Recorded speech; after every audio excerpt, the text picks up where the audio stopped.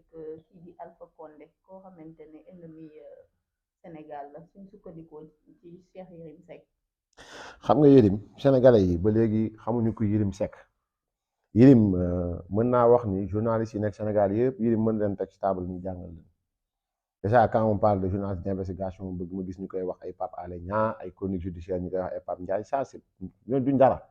mais Yérim c'est quelqu'un koo xam ne il est reconnu fi nga xamante ni mooy fii Sénégal et à l'international.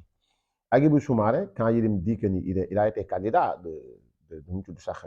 de Alpha Condé et ça c'est vrai. donc pour celui comme quoi non Yérim il a écrit sur le président Macky Sall c'est vrai ou c'est faux donc il a écrit sur le président Macky Sall moi quand su may apprécier nit donc dama koy apprécier du point de vue global pas détails yi nga xamante da koy wax donc il a dit des choses sur le président yoo xam ne ça me plaît pas mais du point de vue global Yérim Seck c'est un très grand journaliste Pape Alé Niang bien que man seq maag moom tamit mais c'est un journaliste boo xam dafa jàdd yoonu journaliste il est devenu activiste or Yérim il a gardé sa ligne bi nga xamante ni moom lañ ko xamee mooy lu mu bëgg wax dafay wax maintenant donc voilà waaw mais loolu dara da see nekk non loolu garaawul loolu non bañu luñ ko Pape Alé de mais je dis en faisant son métier Pape Alé est dans l'activisme xam nga luy activisme Pape Alé li muy def journalisme la non un journaliste day traiter l'information jël fii jël fële c'est vrai ou c'est faux un journaliste du fen mais quand tu dis des choses général Fall un général qui construit une maison de 6 milliards que nga xam ne li ngay wax c'est des mensonges quand il dit que DG yàgg nangam sax te nga xam ne li ngay wax ni c'est des mensonges donc tout ça bon voilà donc man gisaguma Yérim def ko Yérim daal li mu fi wax mooy Ousmane Sonko bett nañ ko ci corniche bi ak benn Gambienne muy sëy ak moom ci biir oto bi Ousmane Sonko ne woon na day porter plainte maa ngi ñëw rek ne woon na day porter plainte ba léegi gisuñu plainte Sonko. mais loolu Moustapha Diop daal dina koy weddi di wax. Moustapha Diop man loolu. conditionnel d'abord Moustapha Diop xam nga lan moo tax ay waxam dama lay wax déjà quelqu'un qui dit Moustapha Diop moo wax ni ba muy wax ni conditionnel la maanaam liiragul ba mu jeex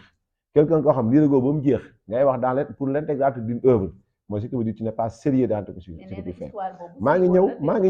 dama ne Moustapha Diop na dimbali gars yi mu wax yan journaux ñoo ko publié woon l'affaire bi muy wax noonu na génne journaux yi ko publié woon parce que dara mënu fi 2012 léegi yàggul non waxuma nee na nguuru xam nga boo ne nee na nga ne dañ ko waxoon ci journal ci presse na génne yan presse la loolu c'est facile